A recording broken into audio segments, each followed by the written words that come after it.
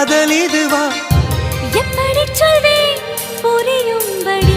ஆளை விடுடா மன்னிச்சுக்கடி காதல் செய்வேன் கட்டளைப்படி காதல்